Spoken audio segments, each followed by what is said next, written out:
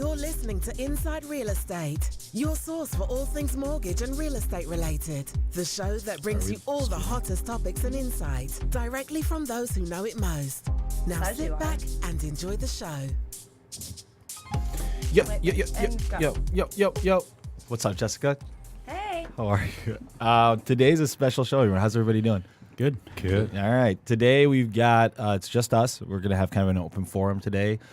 We've got Paul Apostolakis, myself. We've got Salvatore Cusmano. Good morning. Himself. Bradley Weisgerber. What up? And then we also have Chad Reilly. The real deal. Really? You like that? Really? That's pretty corny. All right, guys. So today there are some things I want to talk about that are interesting, I think, in the market.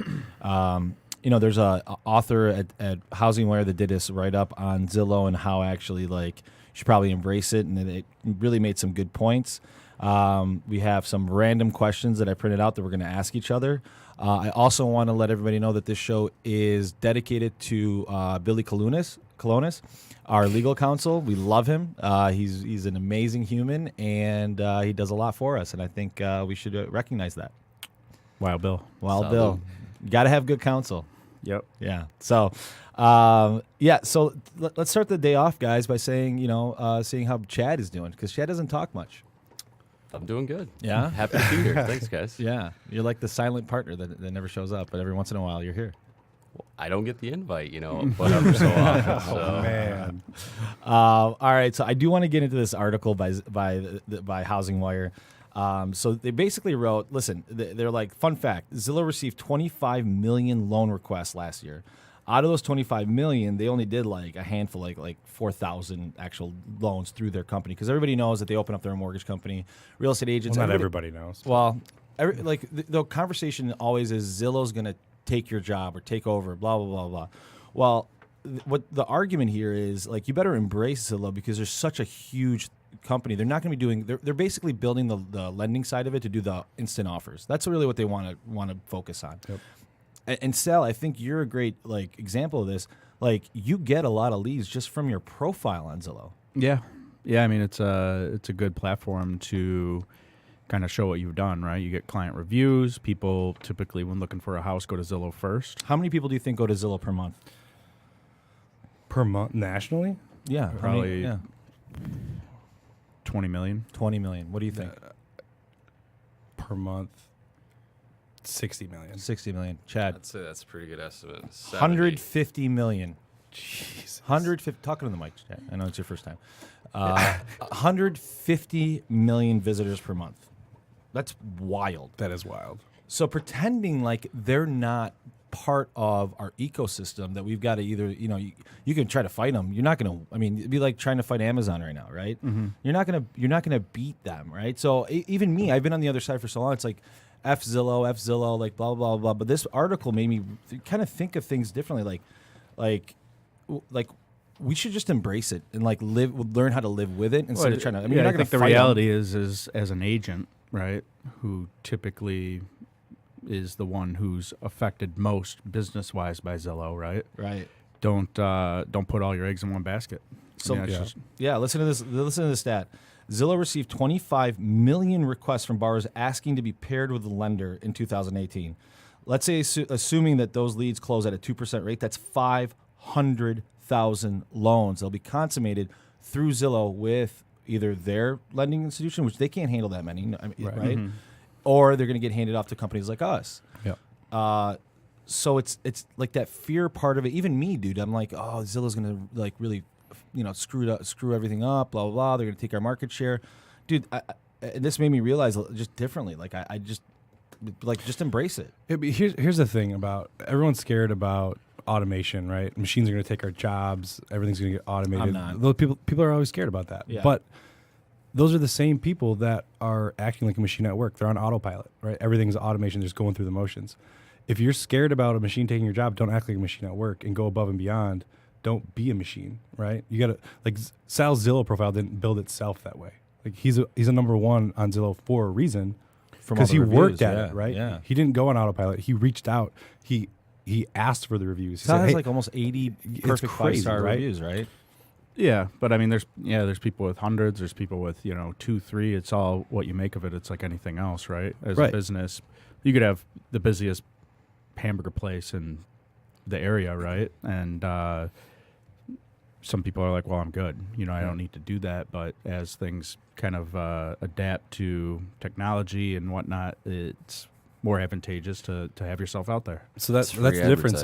That's the difference. I mean, you embraced it. You saw the technology. You don't want to get replaced by the automation. You embrace it and you're working with it. Mm-hmm. Someone that's just on autopilot themselves, not embracing it or going above and beyond, they're going to go away.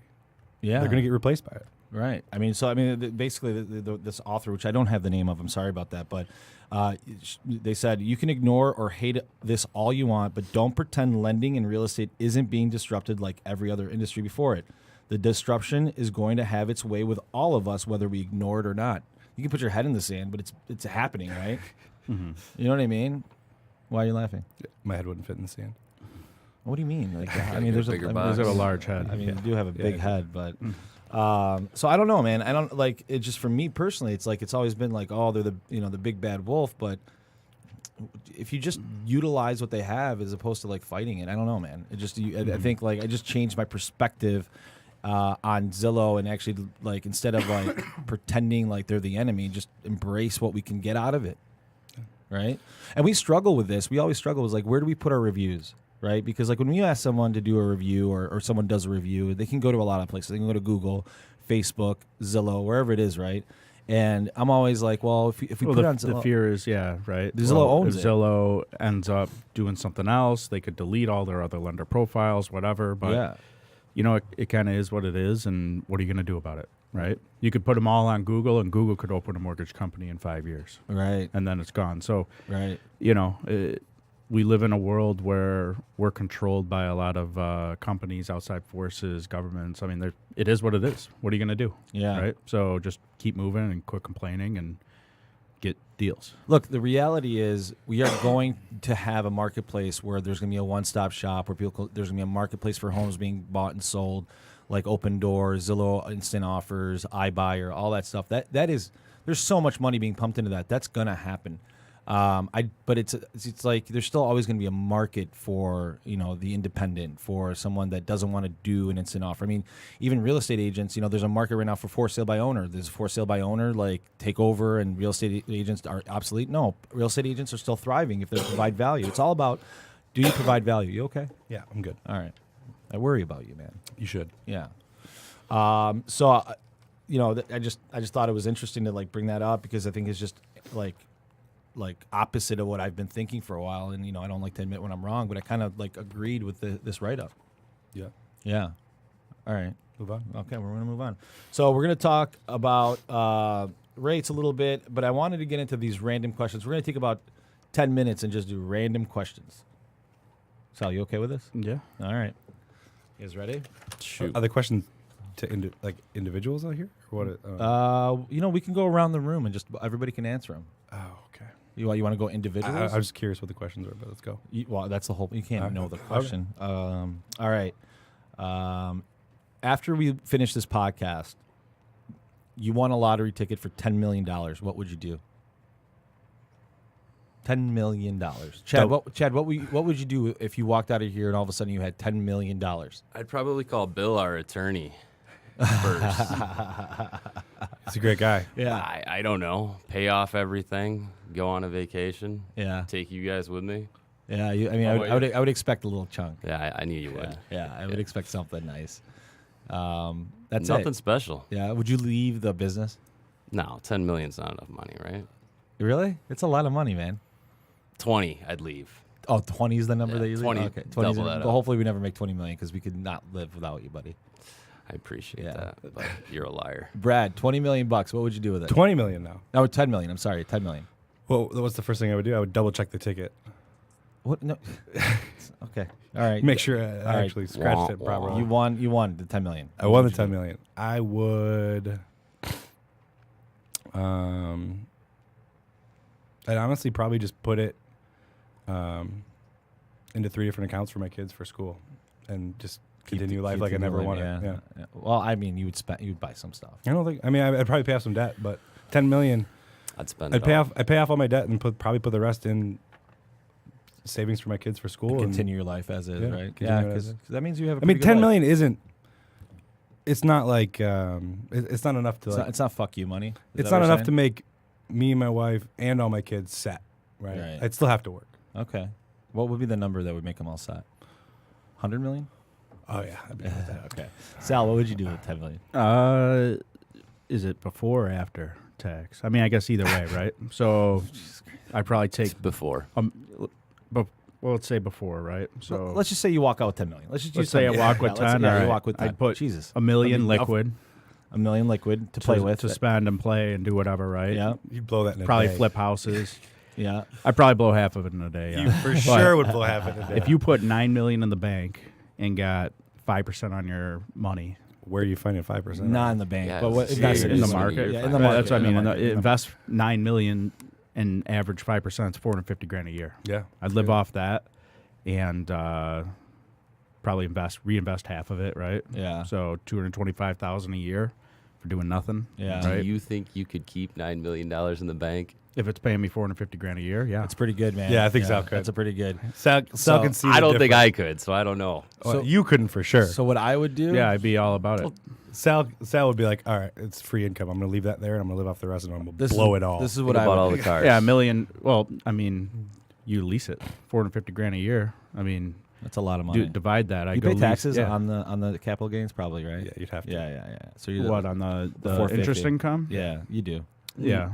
Well, that's why I'd call my boy John and figure something out. The But Angels. Man, huh? we are whatever. propping I people mean, out we're today. not CPAs, but yeah, I mean, invest some of it and live off the interest or fund other ventures with the interest. Or I lied. One other thing I would do is I'd get my pilot's license. You should not be flying a fucking plane, dude. I see how You say drive. that now until I have a pilot's license and I can fly you places. I'm not getting in a plane with Yeah, you, bro. I I got- barely yeah, like you getting would. in a car with you, bro. There's no other cars or That'd be pretty traffic cool. in the air that I could hit. But there's There's the ground. all right. So John Denver it, dude. here's what I would do. I would take $5 million of it and invest the $5 million wherever I want to do, and I'd live off that. Get the $200,000 off that, whatever. I would take $1 million of it and invest in our business because I would want to blow it up and like get all the nicest shit. I would be everywhere. out of the mortgage business, just so you know. No, I would not. I like I'd what be we done. do. You're not allowed to play the lottery. Yeah, hopefully you know we need you, buddy. And then the other $4 million, I would Open a literally restaurant. I would want to have like a Shark Tank. Like, come to me with your ideas. Let's figure out some businesses. Like With $4 million? you could do a lot with $4 million, brother. Sorry, that's a little bit over my budget. I'm going to have to see the next one. Yeah. Open up a puppet company. All right. All right. Next question. This one is gonna be We're gonna start with Sal on this one. What is your favorite '90s jam? I don't know, man. No, That's a There's tough so one. many. Yeah, '90s jam. it's a tough You question. got to be more specific. Like what genre? Whatever you want. It's whatever you're thinking. Like, I'll tell you what mine is probably because I was like 16 years old. It was 1996. I had just gotten my license. The first CD I threw in my car was Bone Thugs and Harmony, bro. East 1999. Great album. That's what I was jamming. I was like, it was the freest. Like, imagine being in the car for the first time. Yeah, dude. You're 16 years old. You throw in Bone Thugs, and you're just like, we have to Thuggin'. get him up with the right. So It's a good one. that's me, man. That's a good one. That's me. Anybody else have anything? I don't even know what I used to listen to. Like the Fugees were big then too. Ooh la la la. Yeah. Yeah. I had a little Bone Thugs, Killing Me but Softly. Is Man. that 90s? Killing me. Man, I don't know. There's too Master many. P Run DMC. That was the first CD I owned. That's terrible. First CD I owned terrible. was Sir Mix-a-Lot. My Posse's on Broadway. That whole thing. If anybody, it was a friend of mine in school gave it to me, and I was like, dude, they're swearing. I was like in like third grade. I think the first CD I owned was It was the a tape, Offspring. by the way. Offspring? Yeah. I'm young, Really? bro. You're old. The Offspring. The Offspring. Offspring. Well, I got tape. Mine was actually a tape. So yeah, that's how old I am. Sal, anything? I know you're feverishly on your phone. I know I'm pricing out loans I know. so we can pay for the Okay. podcast. All right, we'll move on. Next, these questions are absolutely random, by the way. So I did not pick these. Any advice for your previous boss? Pass. Pat, you're passing on that. Yeah, I think Okay. we passed. Okay. I think we all Everybody's pass passing. on Okay, all right. All right. With our business today, what concerns you about our future, and what keeps you up at night? Brad, go ahead. Well, now I'm concerned that Sal's going to win the lottery one day. Yeah, and totally. That's That's going to keep me up at night. So Yeah. that answers both questions. Yeah. All right, Chad. What Coffee keeps me up at night, but I would say the biggest concern I have is probably just the market. You know, if the housing market were to dry up and interest rates jumped, it's going to make our business a little bit harder. Yeah. Right? So That's pretty good. Sal, do you have any concerns? No, No. not about the future. No. Future's You know, bright. You have I concern mean, about the hustlers past? are always going to be fine. No, right? But- you know, I'm always concerned about the now, right? Like, where are we at? I mean, you can, in this business, you can really only see, I mean, you can speculate long term, right? But, like, you can really only see what's going to happen the next 60, 90 days, right? So I worry about that, right? Where are we at on pre-approvals? Where are we at on new business? Blah, blah, blah. Is June going to be light? Is June going to be heavy? So that's really all I think about, because if you speculate about the future, like, you can easily get morbid quick. I mean, yeah, well, we're all going to die, so what's the matter, right? Yeah. So if you get too far out, yeah, who cares? So I'm actually a little bit farther out than you, man. Like I think about like what are the landmines in our business that we're not seeing? Like what hole could we fall into that we're not seeing? Because like there are so many, like our business, real estate in general, there's so many different ways to make money, and it's so lucrative. At the same time, there are so many landmines. I mean, we could screw up a deal and have to buy back a loan tomorrow, and we would have to pay a lot of money, and that would be a huge problem. Then it's like, okay, well, we need to hire to get to the, like, there's all these different things that it's multifaceted. So I'm always worried, like, what is the next problem that we have to solve coming up? Speaking of which, we got to talk after this. Well, about what? No, shut up, dude. Don't do that, bro. All right. Here's a good one. A penguin walks through the door right now wearing a sombrero. Waddles. What does he say, and why is he here? Penguin doesn't say anything because penguins don't speak. Okay. But he's here because we probably, I mean. So in my mind, he walks in, he goes, "What's up, bitches? It's Cinco de Mayo." I want to know my question would be, where the fuck did you get these questions? I told you they're random. I told you they're random as fuck. All right, we're gonna move on to But actual. like when you were sitting in bed last night, were you like, "That's the question"? This is I'm gonna Paul's, ask. like, the penguin brain question. soup. This That's came the out of one. his head. yeah. He like randomly went on Twitter and just printed out. You search dumb tweets. Jesus Christ. All right. So another article at Housing Wire is low mortgage rates may drive home purchase lending to 14-year high. Right. So like we were saying going into this spring that it was going to be a pretty hot spring. I think we all agreed it was going to be like good. But because now that, I mean, rates are really low. I mean, comparatively speaking, we thought they were going to go up to like 5% at one point. We talked to Bob Walters. He was in our podcast. He's like, yeah, I see them around, 4.5, 5%. Like we were already talking about that. I mean, he even said over 5, but like we're at like 4.25, 4.3, 4.5, and that's like it's been pretty stable there. Mm-hmm. Which I think people are hearing that and they're like, man, I should get in. Like if I'm going to buy, I should buy now because the price of money is so cheap. I disagree. I think that the whole basis of that article is bullshit. Okay. Wow. I don't think rates have anything to do, or very, very, very little to do with home purchase activity. Very little. If it said the refi lending, it would drive refi lending. Yeah, I would agree with that. Purchase lending, it's more emotional. It's the rate might have it's a side effect, but the reason you're buying a house is not because money's cheap, because rates are low. You're buying a house for an emotional reason or a need that you need to move somewhere. You're not buying because rates are low. It's bullshit. Really? Yeah. To an extent, he's right. I mean, an interest rate from 4.25 to 4.75, you don't really feel the difference. But well, let's say rates go up to 7.5%. Then you're going to see a Shuts difference. the market Dude. What are you down. talking about? You don't think so? No. Especially with house When someone's like, prices I need on to the buy rise, a house, they're you not know? like, oh, rates are too high, I can't buy a house. Here's where they're like, I need to buy a house. Here's where you're stupid. I'm going to explain to you why you're stupid. So here's where it does affect people. I'm in my house. Because they can borrow more. No, shut up.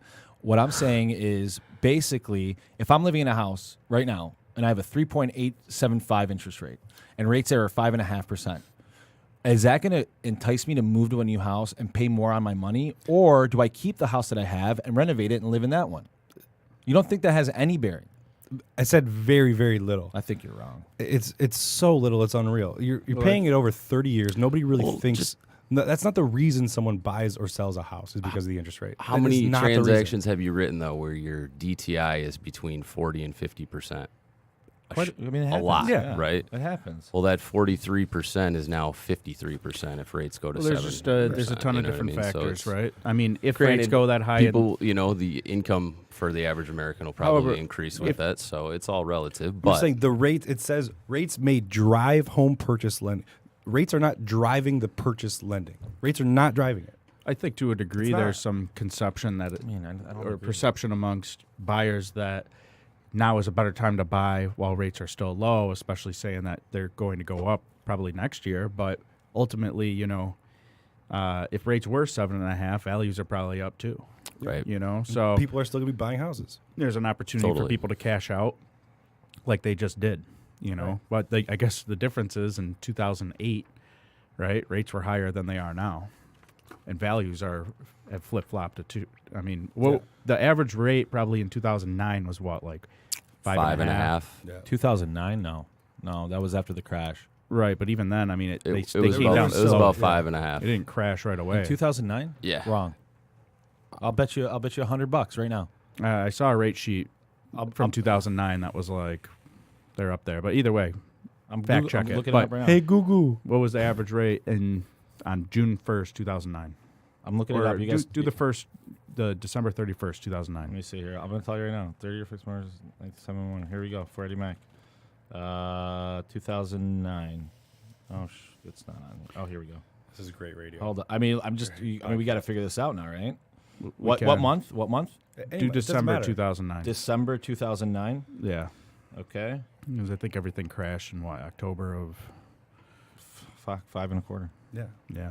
So rates have Chad, you just got crashed, $100. and then they came down. They said 5.5. They really got Venmo that shit. They got the lowest probably in 2012, 2013, and then slowly have risen from low threes to where they're at now, 4.25. They're right? still really It low. might even. So- it might even. But be there's too many 3.5 on a factors. 30 Again, year. everyone's speculating on what's going to happen. You don't know. No. Otherwise, you would have $10 million. You wouldn't even have to play the lottery. So, ultimately, live in the now, right? And if you're a buyer, live in the now. And if you have to make a decision for your family, do it, right? If it doesn't make sense, don't. If you're an investor, that might make a difference.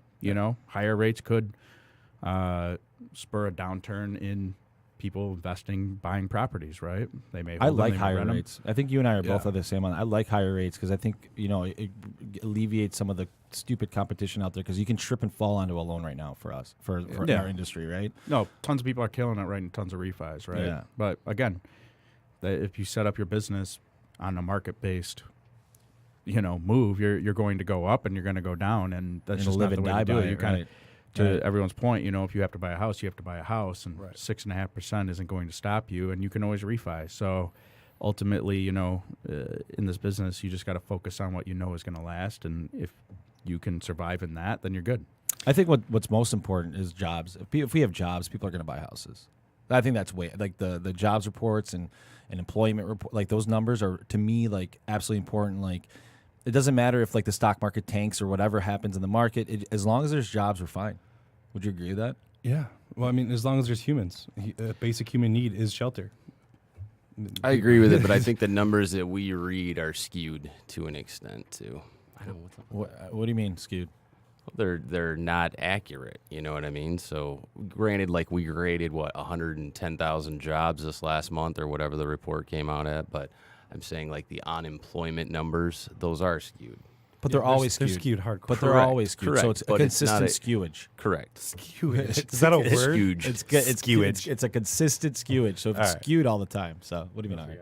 What? What are you doing? I'm reading your notes. I was going to talk about this other lender that I got this little thing called the 10 Commandments of Buying a Home, and I was going to go through them because they're like if like someone gave this to me and I was like buying a house, I'd be like, why are you talking down to me right now? Like I think it was just ridiculous, but I don't think we need to go through it. I don't think it's boring. Yeah, I don't really like the 10 Commandments. That's just me personally. Yeah. What are you like atheist? Yeah, we don't have to get into it. It's fine. Why not? I mean, Are you an atheist? yeah. Okay. Interesting. You're going to hell. So Jessica liked that. Jessica's like, oh boy. I mean, it's kind of hilarious. I mean, he's going to hell, I right? mean, have you ever read? I mean, that would though. suck to be an So atheist and then like get up to like you die, right? And all of a sudden they're like, oh yeah, you didn't believe in this, did you? See ya. I think it sucks more. I'm going to err on the side of caution and just like be like, all right, dude, we're good. I think it sucks more to blindly believe in a document that you've never actually fully read, and if you did read, you'd find it preposterous. But you're not an atheist. You believe in a higher power because you have morals, right? Yeah, I'd say I'm more agnostic. This is a real estate show, guys. What are we talking about? You're the host. Yeah. So just so everybody knows, like today's show, like we had another guest lined up, and we were like, okay, well they can't do the show. What are we gonna do? And this is what you got. We'll just go bullshit for a while. Yeah, we're just like literally like bullshitting. Print out some good questions. I mean, I don't understand why you don't like the questions. Cat walks in with sombrero. Yeah, it was a penguin, fucker. It was a penguin Waddling with a sombrero. I mean, but don't you think you would say beep beep? Don't you think you'd say "What's up, bitches" at Cinco de Mayo? No, I don't think the penguin would say anything. Where's my tequila? That's what you think you would say? No, I don't think this would ever happen ever in a world. You guys are just assholes. So here's a question for you guys: at what point? So we had a pretty good first year in business, right? It hasn't even been a full year yet. But this Saturday, I guess 8 months or whatever it was last year. We were pretty good. Right. At what point? 13th of this month.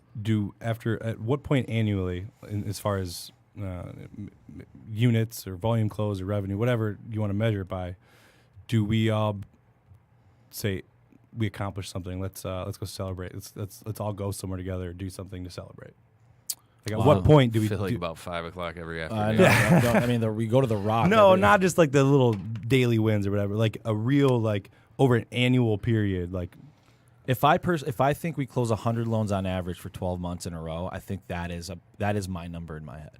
If we can do 100 loans, we're like almost halfway there. But like if we could do 100 loans a month for 12 months, that's a pretty good accomplishment from where we started and where we are and who we are. I mean, we're 12 months in, and I'm really proud of what we've done. Yeah. But then at the same time, had you told me we're here where we're at today, when we started this, I'd be like, man, we should be celebrating now, right? So like it's like when you get there, it's like this is bullshit. We're not doing enough, right? So it's always like, what's the next number, all right? I agree with that. All right.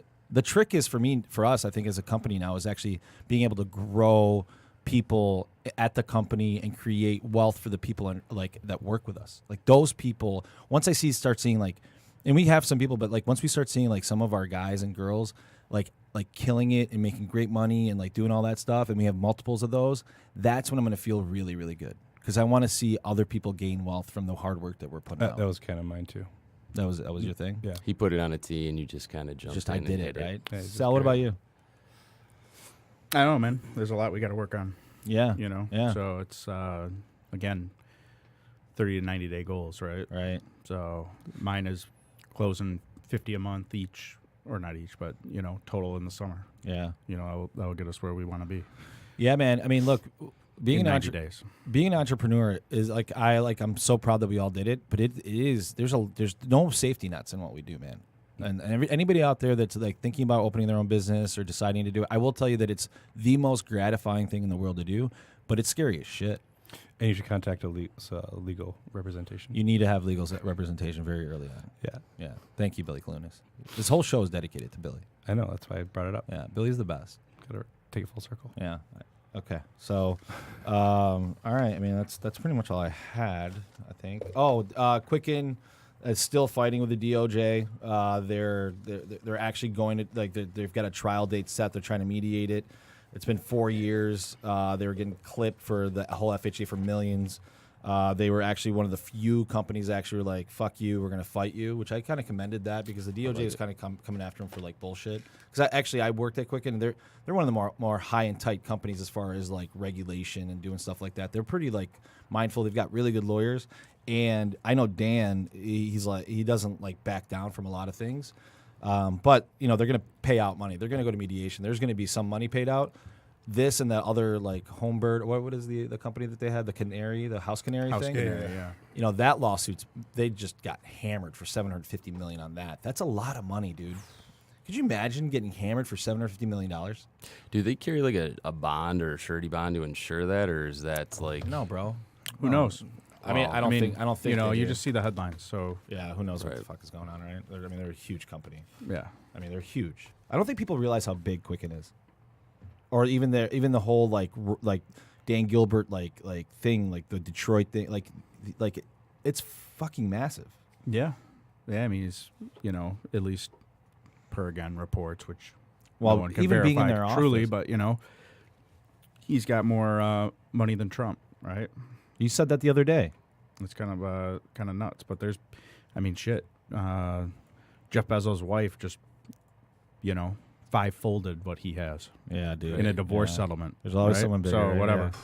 Yeah. You know what's crazy about Dan, and I have a lot of respect for him because he literally started his mortgage company with 5Gs, dude.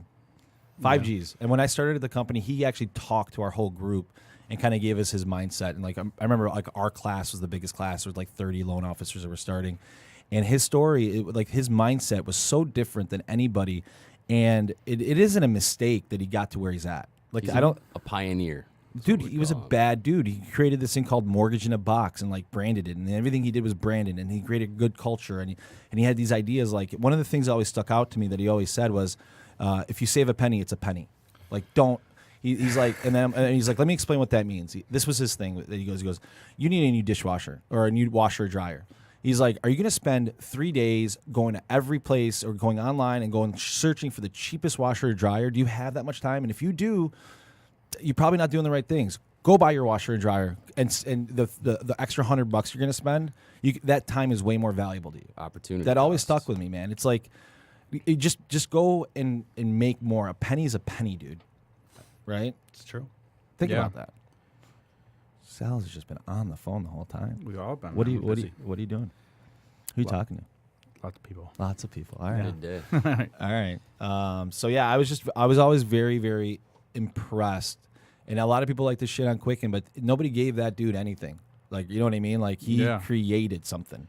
He created something. I remember when like I worked there initially, when you called a client, like now everybody knows that you can do a mortgage online. Back then, people were like, what do you mean? Like people like do mortgages on the internet? The internet was so new when I was there in 2003.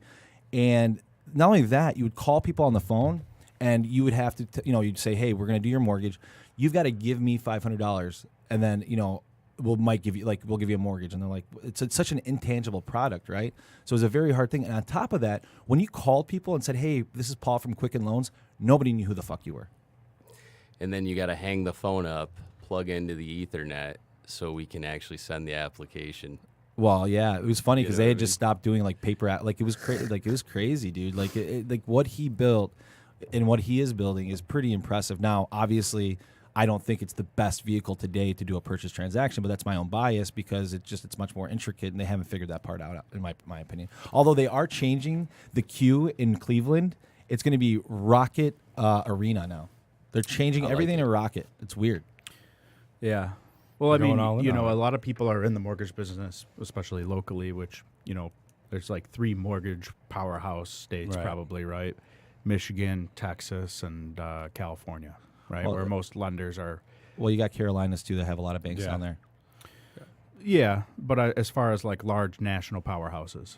Yeah, right? yeah. You got Loan Depot out west. You've got California, you've got, what's in Texas? What about New York all the City? warehouse banks. Oh yeah, true. Yeah. And And then in Michigan, you've got Flagstar, Quicken, United Wholesale. So, but a lot of that, right, and a lot of lending has been spurred off of the innovations of the past, right, with Quicken and their technology and e-signing and this and that. So, whether or not they're the best way to do it, right, people have reinvented the wheel, and, you've got UWM, which killed it on the broker side, but it's only like 5-6 years old of them really taking, yeah. charge. So who knows? I mean, they could spur someone else with what they've done to create a better wholesale lender, Right. Yeah. So the future is unknown, but it is crazy stuff. It's pretty wild, man. And like I don't know if people out there that listen to the show understand. Michigan actually, or the Detroit area, has some really big like mortgage powerhouse. Like Quicken's here, #1 retail lender in the country. United Wholesale, #1 wholesale lender in the country. You've got Flagstar, one of the bigger bank lenders in the country.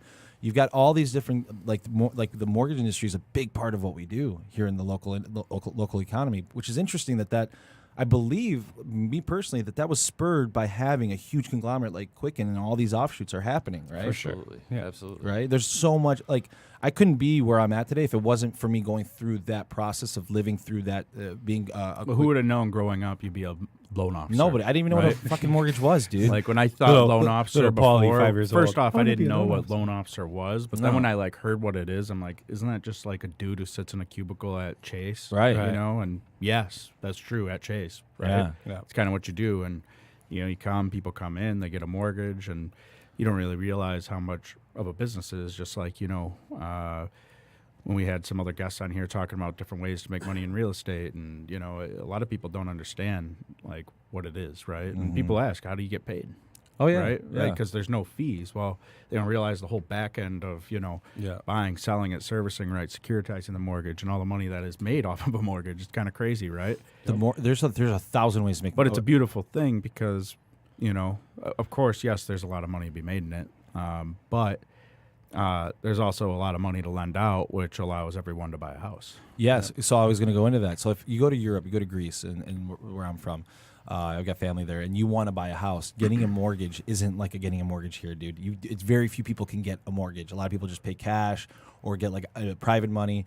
Like it's very hard to buy real estate in other Can you countries. imagine buying a house in like the 1820s, right? Like you probably killed the dude for the land out west or something, right? Or you did a deed and you worked it off or whatever. I don't know. But well, back then you'd walk into the bank and then like you'd have one guy literally say yes or no to you because he was making a judgment call. Right. Right. And some of them lost their asses because that guy that they lent the money to was a deadbeat and they didn't. They couldn't afford to lose. You know, their a lot of them were probably farmers and whatnot too. Yeah. You know, and then there was essentially in the cities, you'd have to imagine, you know, large or you know the amount of people who owned the land were a lot less than it is now, right? They've been able to parcel those off and, you know, send them to other people, but there's probably people who owned whole city blocks, and now it's, you know, 30 landlords owning one block, and then they sell their units to people, and it's hundreds of people now owning all that land. Yeah. It's kind of cool. And I think our society is really jaded with how easy they believe getting a mortgage is, and they don't understand the gravity that they're borrowing. Someone is giving them. They don't understand this, and I think that it's important. Like, let's say you buy a $300,000 house. You're putting 5% down, and you know you're finding what is that? 95, 190, right? Right. 5% on $300K. You're borrowing $285. $285. Right? Sorry. 15 grand. Yeah, so I was doing 200. Sorry. So someone's giving you $285,000, and then you get upset because we need a pay stub. Yeah, it can be, you know, well, why don't you see my W-2s or you see what the money I got in the bank, blah, blah, blah. It's like, yeah. Don't you know who I am? Nobody gives a fuck. You know, well, you're putting $15K down, right? And you've got 60 in the bank. Whether you're putting $15K but or let's talk about it, right? Like, hey, well, I've got, you know, 60 grand in the bank. That's nice. But that's only 4 years of payments. Right. You know, if you can't prove your income. Nobody cares. Yeah. You know what I mean? So, like it's someone's lending you a shit ton of money. So when I ask you for a pay stub, dude, just give me the fucking pay stub. Sorry.